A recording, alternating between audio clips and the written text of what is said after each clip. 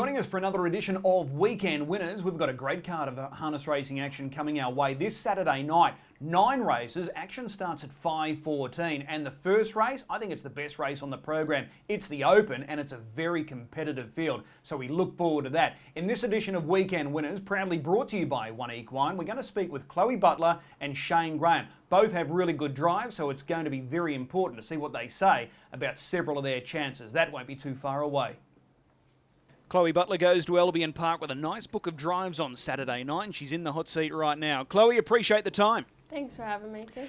Your first drive is race 2, and I'm curious here because you were down for both Handsome Hero and Franco Hampton. Did you have a say, and if you did, was it a tough call to make? I didn't have much of a say, but it was hard to get off Franco Hampton. I love them both as much as each other, but I'd rather Handsome Hero. Okay. Both horses are going really well. They're both facing second row draws, so I was just curious to see if you had the choice there. Let's talk about Handsome Hero then. His past couple of runs, they've been terrific.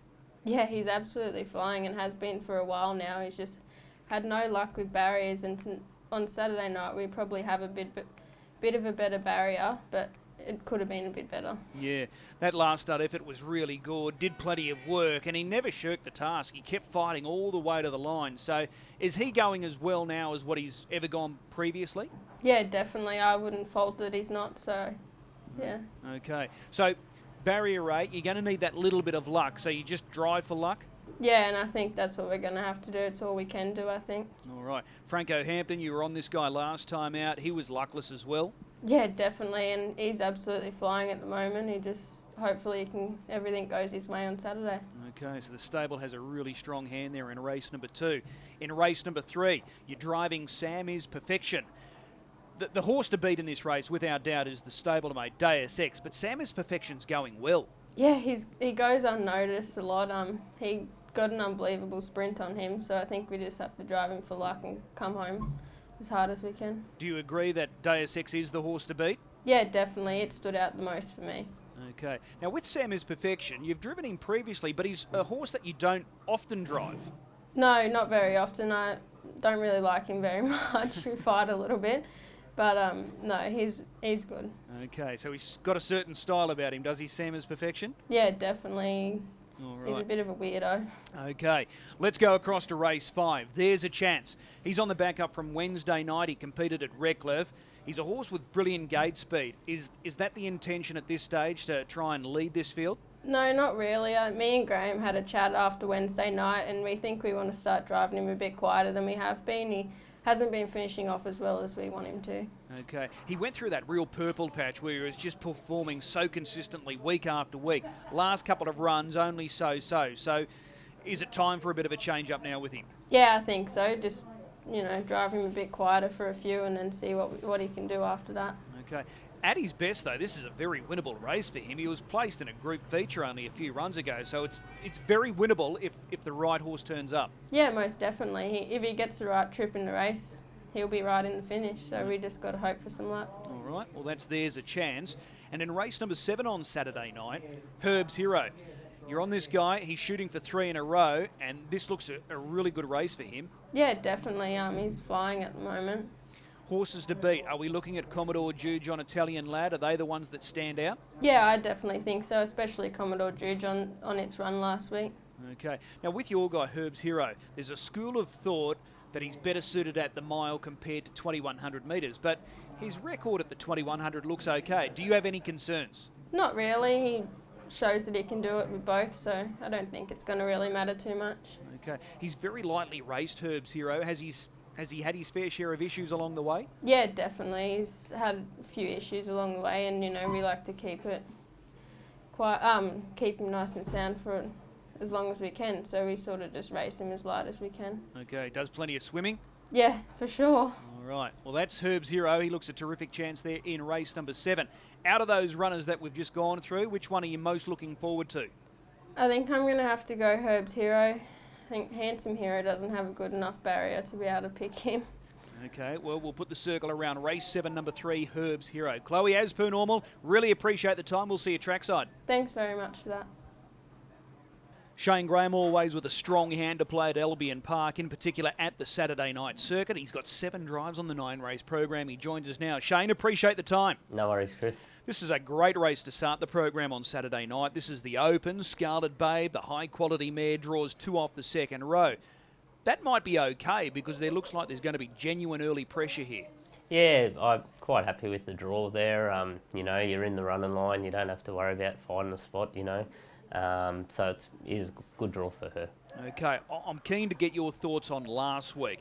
Last week she had gate 1, took the trail on Ideal World. You meet Ideal World again here on Saturday night. Were you happy or a little disappointed with the effort last week?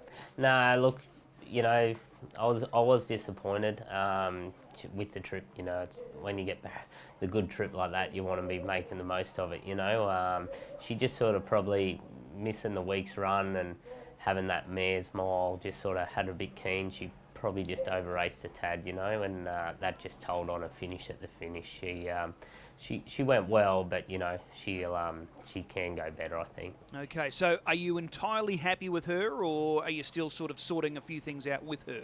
No, everything seems pretty good with her. Probably just last week, you know, it's hard when you're racing over a mile and revving them up, and then, you know, their next start's 2100 and you're trying to make them relax. So she's, you know, she's a bit of a fiery animal, and, you know, she just probably needed to relax a bit more last week. All right. If she performs well here on Saturday night, do you look at those upcoming features, Lord Mayor's Christmas Cups? Yeah, I think so. Like she, you know, she hasn't quite stepped into that grade yet, but, you know, like she's going well enough to go in them. I think, you know, you've got to give her a chance. All right, let's go across to race 2. Bo Chisholm's on the backup after scoring on Tuesday. The win didn't surprise, did it? Because his 3 runs so far this prep have been really good.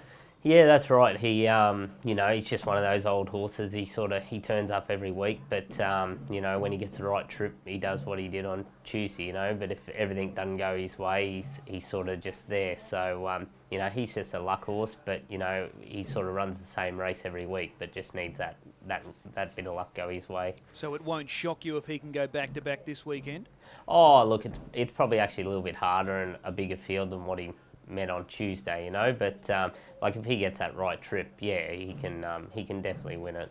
Okay, race 3, catch drive here for trainer Sean Grimsey. Blissful Lily comes up with gate 2. She's probably down on her best, but I don't think she's entirely out of this race.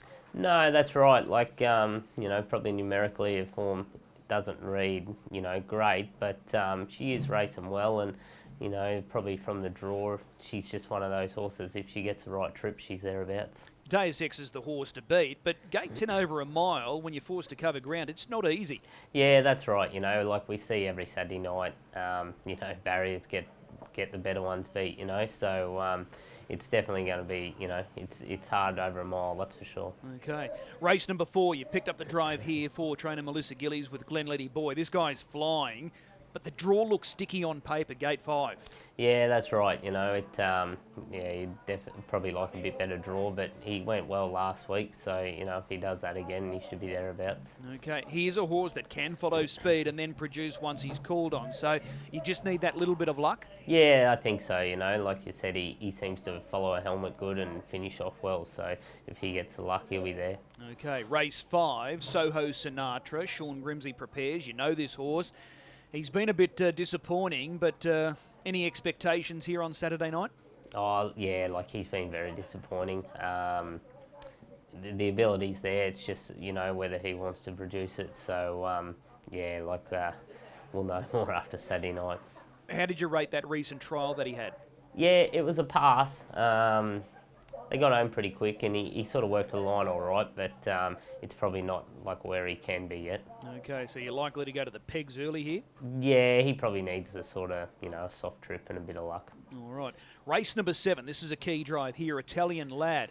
I thought he was really good last week. Sectionals back it up. So is he ready to deliver on Saturday night? Yeah, I think so. He just can't draw a marble, you know. He bloody...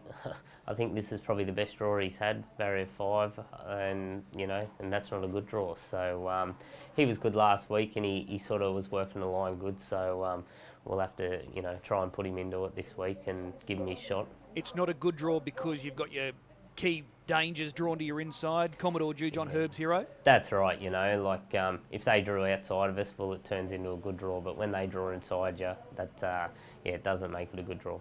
Overall, how have you been able to rate Italian Lad? Has he been what you expected? Has he been a little disappointing? Where does he sit for you?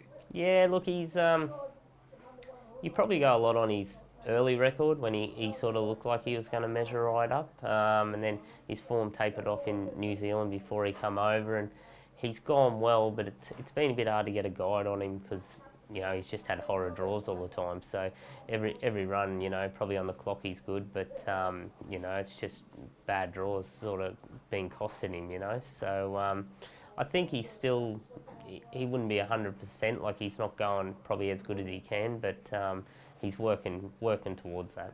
Okay, your final drive Saturday night. Race 8, number 9, Gleneagle, a Warrior, chasing back-to-back Albion Park wins. He finally delivered last week. Yeah, that's right, you know. If you go around enough, you get it eventually, don't you? And he's, you know, he's been lucky with a lot of draws and sort of putting himself into the race. And he finally had the right horse following him the other night that couldn't peel off and beat him. So he was rewarded for his consistency. Can he go back-to-back? Yeah, look, it wouldn't shock me, you know. Like he doesn't have to lead. Like he can follow a helmet, and like the 21, it's sort of 21 mile. It doesn't really worry him, you know. So, but again, you know, he needs that right trip, and if he gets it, he can get over the top of them.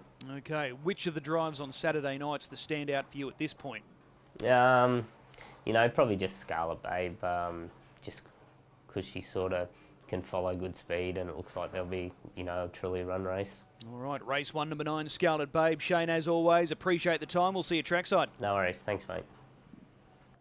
A big thanks to Chloe and Shane giving up their time and insights ahead of Saturday night's program. As I said, 9 races, 5:14 start time. The best bet coming through, I think it's smack bang right in the middle of the program. Race 6, number 7, Majorca. She's been terrific, this former Kiwi mare, since coming over. She was in the winner's circle again on Tuesday afternoon. Yes, she's got a wide draw, but she's the class runner of this field, and I see no reason why she can't win again. So race 6, number 7, Majorca, Grant Dixon trainer driver, expecting her to get the spoils this weekend. So that is weekend winners for this edition, for this weekend, and we look forward to seeing everyone trackside at Albion Park.